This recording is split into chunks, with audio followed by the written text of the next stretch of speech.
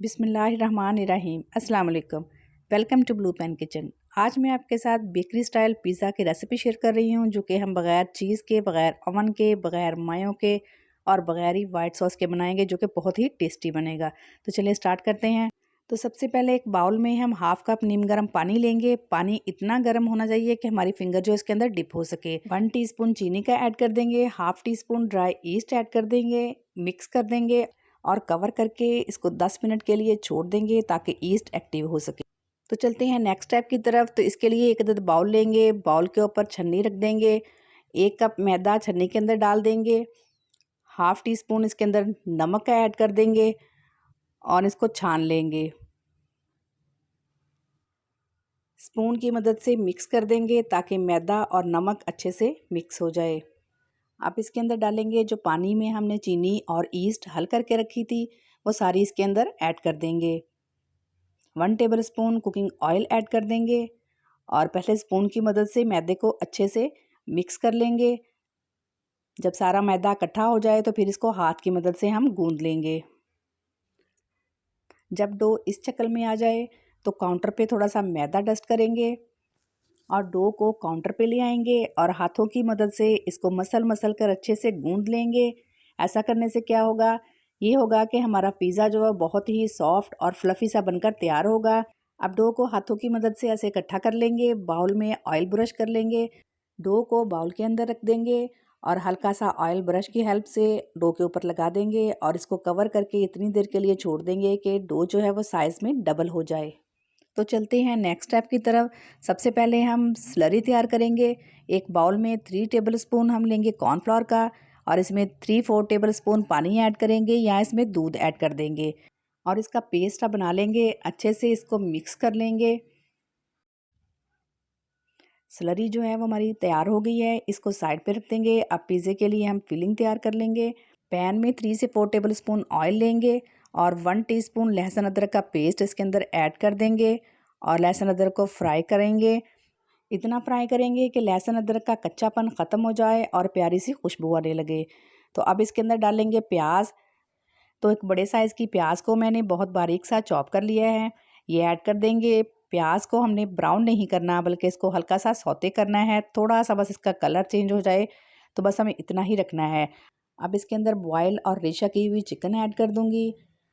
4 से 5 सब्ज़ मिर्चों को बारीक पीस लिया है, ये भी इसके अंदर ऐड कर दूंगी। बेकरी में जितनी भी आइटम्स बनती हैं सब में यही एक फीलिंग यूज़ होती है, चाहे वो पिज़्ज़ा हो, चाहे वो पैटीज़ हो, चाहे वो चिकन ब्रेड हो। बस फ़र्क सिर्फ इतना है कि प्याज की क्वांटिटी जो वो चिकन से डबल होती है। मैंने दोनों चीज़ें बराबर मिकदार में ली हैं। आप इसके अंदर ऐड कर देंगे ज़ीरा 1 टीस्पून और 1 टीस्पून ही इसके अंदर नमक जाएगा। बस जी, इसके अंदर अब और कोई भी मसाला ऐड नहीं करेंगे और ये फिलिंग जो है वो बहुत ही टेस्टी बनेगी। अच्छे से मिक्स कर लेंगे। अब जब पानी और कॉर्नफ्लोर को मिक्स करके हमने स्लरी बनाई थी ना, वो सारी इसके अंदर ऐड कर देंगे। स्लरी इसमें फ्लेवर के लिए यूज़ नहीं होगी बल्कि सिर्फ ये हमने जो वेजिटेबल और चिकन जो इसके अंदर ऐड किया है ना, उसकी बाइंडिंग का काम करेगी। अच्छे से मिक्स कर लेंगे। ये देखिए जी, हमारी बहुत ही ज़बरदस्त सी फिलिंग जो है वो रेडी हो चुकी है। अब हम इसको साइड पे रख देंगे और चलते हैं नेक्स्ट स्टेप की तरफ। अब यहाँ पे हमने चीज़ की रिप्लेसमेंट के लिए अंडे लिए हैं। तो 3 अदद अंडे लिए हैं और इनको हम तोड़कर बाउल के अंदर ऐड कर देंगे।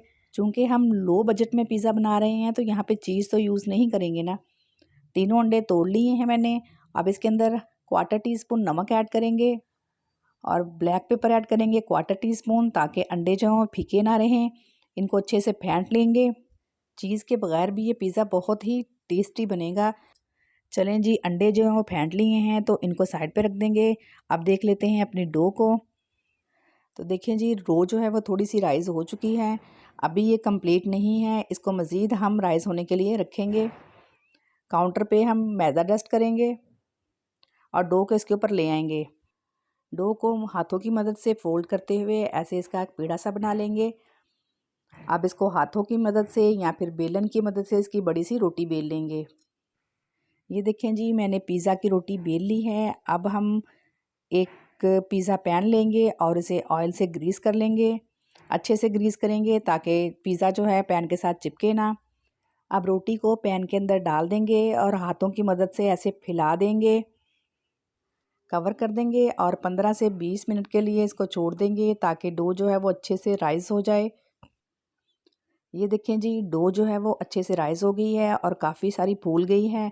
अब हाथों की मदद से इसको हल्का सा प्रेस करके इसके किनारे जो हैं वो थोड़े मोटे कर देंगे, जैसे पिज़्ज़ा के किनारे होते हैं। अब फ़ॉर्क की मदद से इसके अंदर निशान लगा देंगे। इससे क्या होगा कि हमारी जो पिज़्ज़ा की डो है वो अंदर से फूलेगी नहीं। अब पिज़्ज़ा सॉस लगा देंगे। अगर आपके पास पिज़्ज़ा सॉस नहीं है तो आप इसकी जगह टमाटो केचप भी यूज़ कर सकते हैं। अच्छे से चारों तरफ फैला लेंगे। पिज़्ज़ा सॉस अच्छे से लग चुकी है। अब जो हमने पिज़्ज़े की स्टफिंग तैयार की है ये सारी इसके ऊपर डाल देंगे और अच्छे से इसको फैला लेंगे।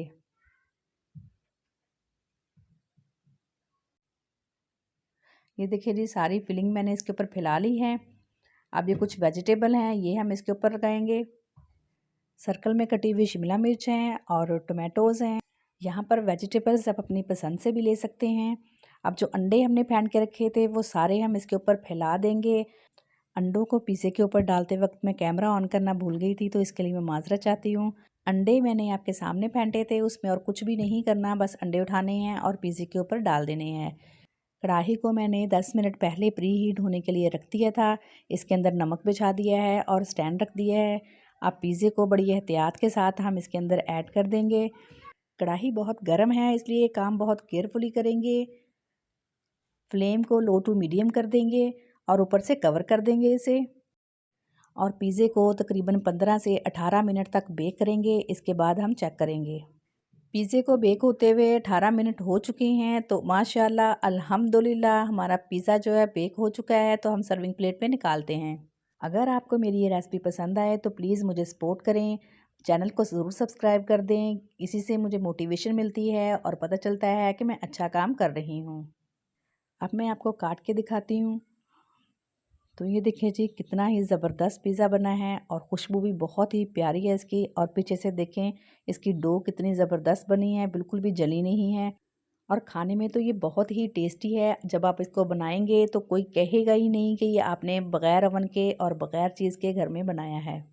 वीडियो अच्छी लगी तो इसे लाइक कर दें, दोस्तों और फैमिली मेम्बर्स के साथ शेयर करें और चैनल को सब्सक्राइब करना मत भूलें। मिलते हैं नेक्स्ट मज़ेदार सी रेसिपी के साथ, तब तक के लिए अल्लाह हाफिज़।